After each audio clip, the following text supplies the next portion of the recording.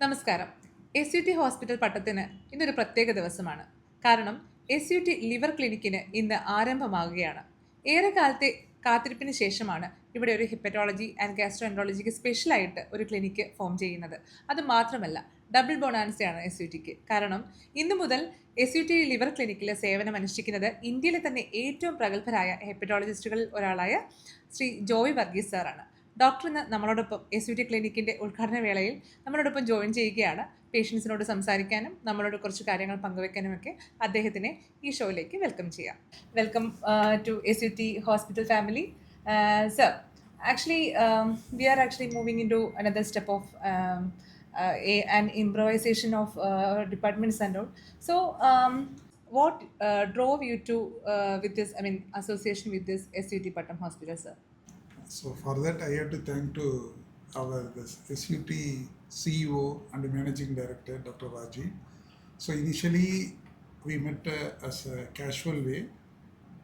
That time, this kind of the liver disease related, the advancement therapy and the program, particularly the liver transplant, that kind of the discussion was there. So I also already visited SUT Hospital few times. That time I also sensed it. Nowadays, liver disease are more common. Liver transplants are, if you take in Tamil Nadu, because I'm practicing in Chennai, if we take Tamil Nadu, almost 73 liver transplant center in a one state. But if you compare with in Kerala, and it's not that many, so patients are more. Most of the patients are going outside the state and going out for the liver transplant service. We have all the infrastructures wise and the expertise level. If you improve, we can do wonder here. That's why the discussion, or more and more discussion, then mutually comes to the understanding and agreement. Okay, sir. First of all, I actually a personal question for you. And what drove you to specialize in hepatology or this liver transplantation and everything, sir?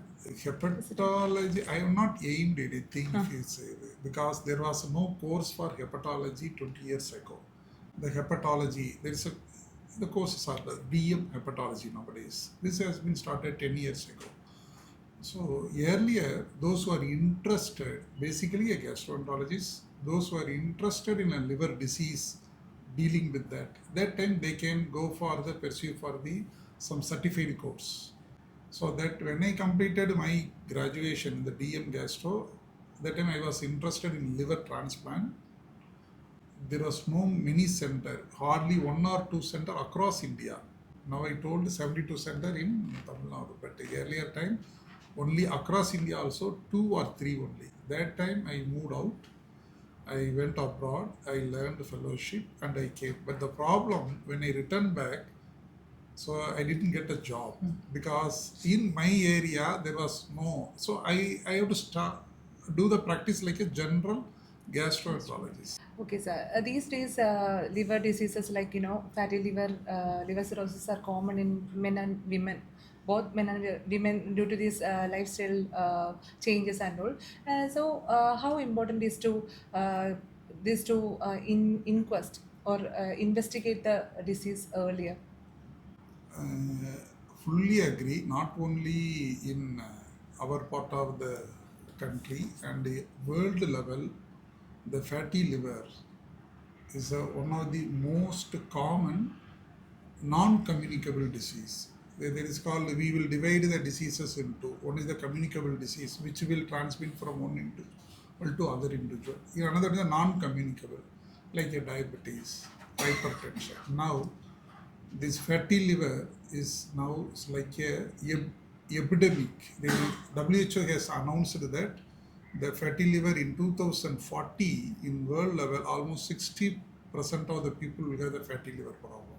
See, this all happened due to our lifestyle modification, particularly processed food items and all more and more carbohydrate and sedentary lifestyle. So that's why we are getting. So my request to those who are listening this our video, please don't think the fatty liver is a normal. It is a disease And it's simple in the beginning stage, just lifestyle model. Do regular exercise. Don't take too much of the carbohydrates. So carbohydrate means mostly like sweets, potatoes, snacks, soft drinks. These Yeah, are we have to yes. restrict. And lack of exercise, right? I Yeah, mean, we have proper to. Yeah, we have exercise. to. It's not only diet. With the diet, you have to do exercise. Exercise Exercise. means no, just a regular walking or cycling, something basic things fine. So no need to go to gym and other thing for muscle building. It all just a regular exercise that will keep our BMI, you will say, body mass index. Suppose height is 150 centimeter mean minus 100. That is a simple formula. Height minus 100. That should be their weight. I have 155 centimeter height mean my ideal weight should be 55. 163 means 63, 170 means there is a simple formula. So everyone has to know that their height. They have to calculate what is the ideal weight. Those who are ideal weight, they can enjoy. Even if they do any test, that liver will show normal liver. If weight is more, 100% I can say they would have been fatty liver. Sir, these days, so many ladies, especially, I mean, women are coming here for the treatment, like, liver cirrhosis, non-alcoholic liver cirrhosis, and fatty liver and everything. What is the reason behind that? Why people are so into it? And is there any hereditary connection in that? Hereditary diseases are there. It was there, still it is there. It will continue because that all we can't change. Lifestyle related liver disease only nowadays we are seeing more and more. The All number is the enormous, right?